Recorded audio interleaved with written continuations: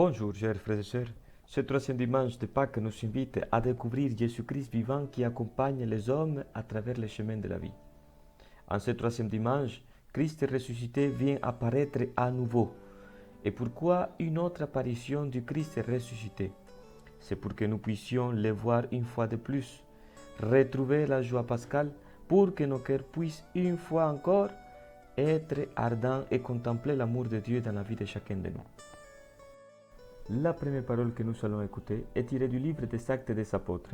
Cette parole nous présente Saint Pierre qui annonce avec zèle et kérygme la résurrection du Christ, la victoire du Christ sur la mort.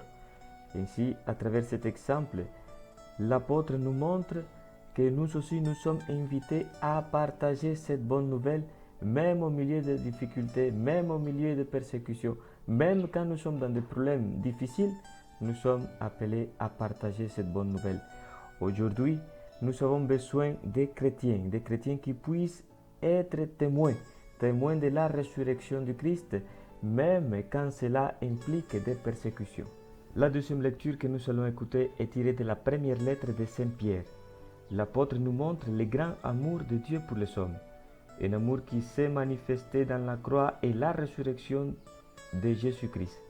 C'est pourquoi Saint Pierre nous invite à participer à cette vie nouvelle que le Christ nous offre, et en même temps Saint Pierre nous montre comment est-ce que nous devons vivre sur cette terre. Dira l'apôtre, vivez donc dans la crainte de Dieu, pendant le temps où vous résidez ici-bas en étranger, car ce n'est pas par des biens corruptibles, l'argent ou l'or, que vous avez été rachetés de la conduite superficielle héritée de vos pères, mais c'est par un sang précieux, celui d'un agneau sans défaut et sans tache, le Christ. L'évangile de ce dimanche nous présente le passage des disciples d'Emmaüs. Cet évangile nous trace un chemin pour nous rencontrer avec le Christ, un chemin pour passer de la tristesse à la joie, de l'égoïsme à l'amour, du péché à la grâce. La première des choses qui me touche dans cet évangile est que ces deux personnages sont des disciples, des personnes qui ont vu le Seigneur, des personnes qui ont partagé avec lui, des disciples qui ont vu des miracles, qui ont été séduits par la prédication.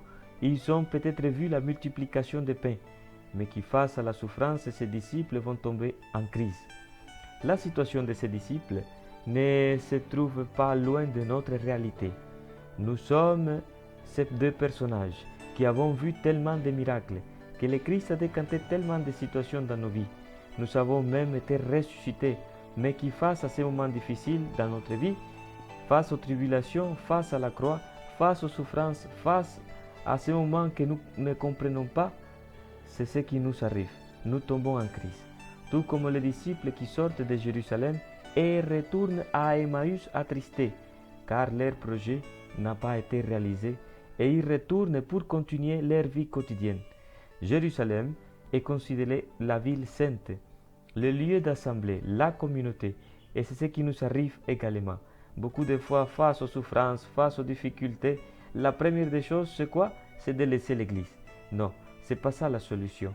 C'est pourquoi il est important, si aujourd'hui tu te trouves dans un moment difficile, la première des choses, c'était d'accrocher au Christ, de t'accrocher à la communauté, de rester dans l'église. C'est là que nous le verrons ressusciter.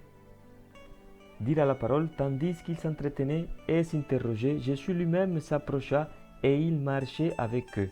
Et ça, c'est la deuxième chose qui me touche de cet évangile.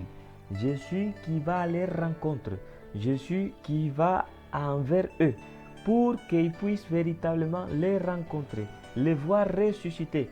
C'est ce qui fait Jésus-Christ aussi dans notre vie. Il vient dans la vie de chacun de nous, malgré les difficultés, malgré les problèmes, malgré les tribulations que nous sommes en train de vivre. Le Seigneur se fait présent dans la vie de chacun de nous. Et dira la parole, leurs yeux étaient empêchés de le reconnaître. Et pourquoi ils étaient incapables de reconnaître le Seigneur? C'est principalement à cause de leur incrédulité, à cause de leur cœur. C'est pourquoi le Seigneur dira, esprit sans intelligence, comme votre cœur est lent à croire tout ce que les prophètes ont dit. Ne fallait-il pas que le Christ souffrisse cela pour entrer dans sa gloire? Ceci est une parole très forte. Pourquoi? Parce que le Seigneur vient nous dire une fois de plus qu'il se fait présent, oui, qu'il peut nous ressusciter, oui, mais ce n'est pas qu'il va nous enlever les souffrances. Non, au contraire, le Seigneur vient nous rappeler que c'est seulement à travers le mystère pascal que nous pouvons trouver un sens à nos vies, trouver un sens à ces interrogations qui nous font souffrir, trouver un sens à notre existence. Le troisième et dernier point qui me touche de cette parole, c'est la requête qu'ils font les disciples à Jésus. Reste avec nous, le soir approche. Je pense que dans les moments de difficulté, les moments difficiles, les moments de tribulation, c'est la prière que nous devons faire. Reste avec nous, Seigneur, le soir approche. Le Seigneur reste effectivement, et ces petits morceaux de terre, leur village devient une partie de l'Église. Continue cette même parole en disant que le Christ prit le pain, dit la bénédiction et le rompit, et ses cieux se sont ouverts. Cela nous rappelle l'institution de l'Eucharistie, le mémorial de sa passion, la résurrection, c'est la Pâque, la victoire du Christ sur la mort. C'est l'amour du Christ qui se fait chair dans la liturgie. Et pour la première fois, ses disciples voient Jésus avec les yeux de la foi. Ils commencent à changer leur manière de penser, leur manière de se relationner et leur cœur devient ardent. Ils retournent au chemin de la conversion, à la communion, au cénacle, à la communion avec le Christ. Ces disciples deviennent une seule personne avec le Christ.